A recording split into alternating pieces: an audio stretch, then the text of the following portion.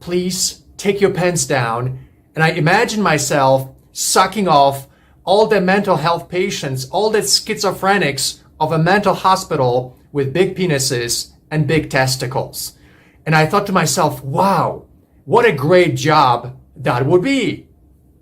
And so now we have Grindr. You don't even have to work at a mental health hospital, and your fantasies, all kinds of crazy fantasies, can come true.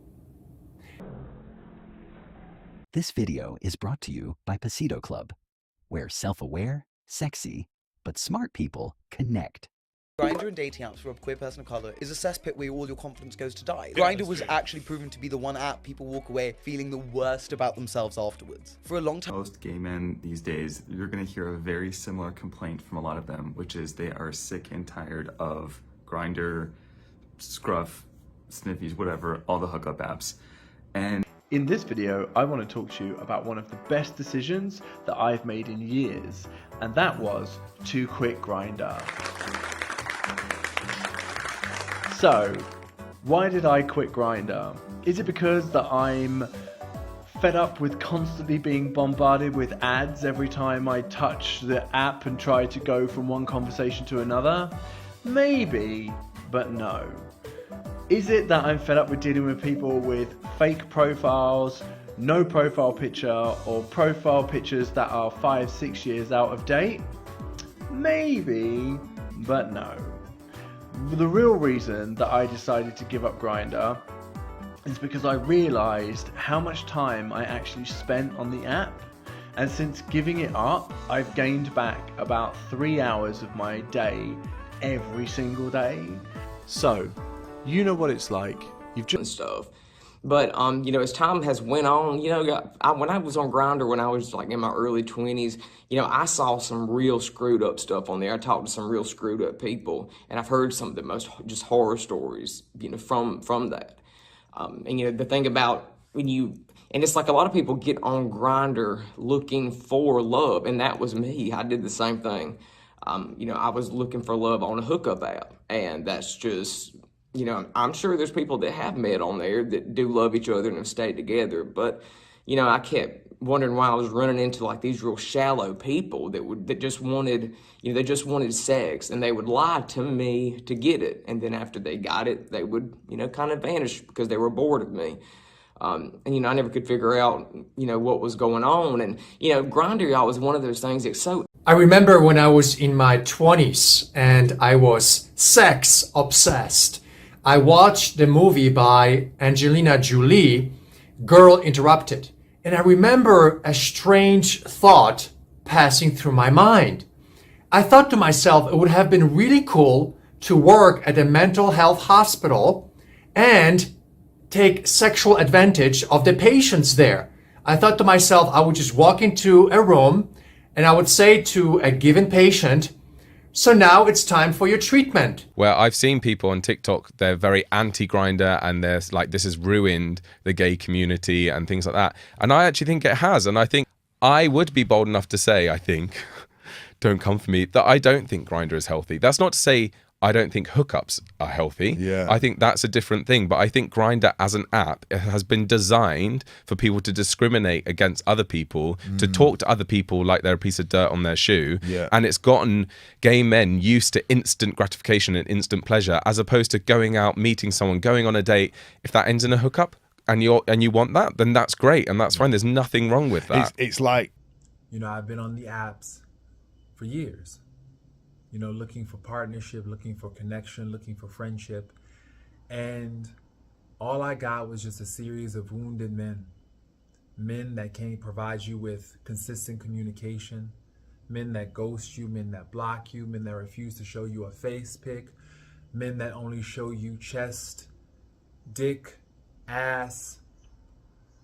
Not all gay people are bad by any means. You know, I'm not. I know several people who are not. They're very kind of well-rounded individuals. But, you know, there's also a lot in the gay community that, you know, all they care about is their self. All they care about is their next hookup, or, you know, or being on their phone talking to a hot guy. And, you know, it's just one of those things that I really wish that, you know, we could move past the shallowness.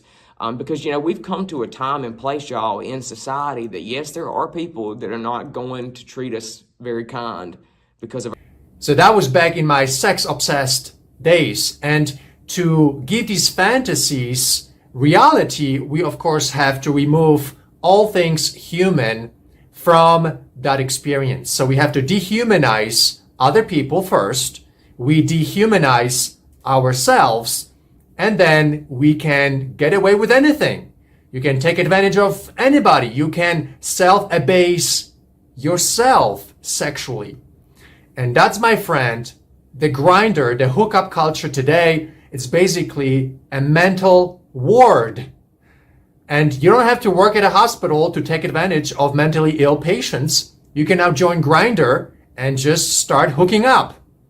When I was 17, I had a boyfriend, and you know, a few years after that we broke up was the first time I had ever downloaded Grindr. And it was just such a shock to me that people would message me and just, I mean, right off the bat get sexual.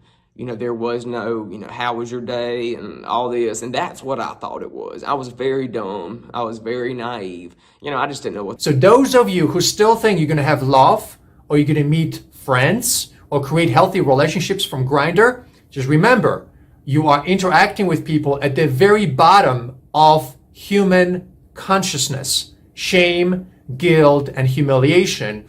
And are you a bear? Are you a otter? Are you a twink? Are you a jock? Or whatever else they have. First of all, I don't want to be any kind of animal. Yeah. On account of me not being an animal. Yeah. And I don't want to be described as such. Yeah. I also don't want to be put into a bracket that these are the characteristics of that thing, because if you don't fit that 100%, again, you are going to have to adjust something about you. Parts of themselves.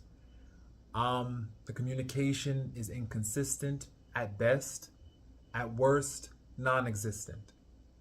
You may get 3 letters: HRU, how are you?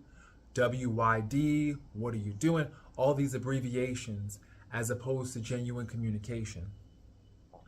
I have been blocked, I have been ghosted, I have thought that people wanted to link up, so I actually went out to meet them.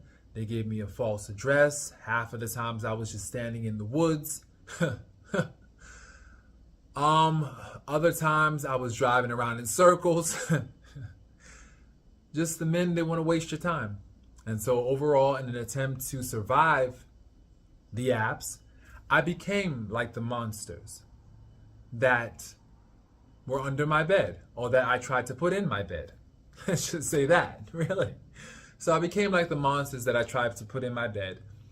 And I would ghost, I would block, I would send fake pics, I would send somebody else's dick, I would send somebody else's chest, I would send somebody else's ass.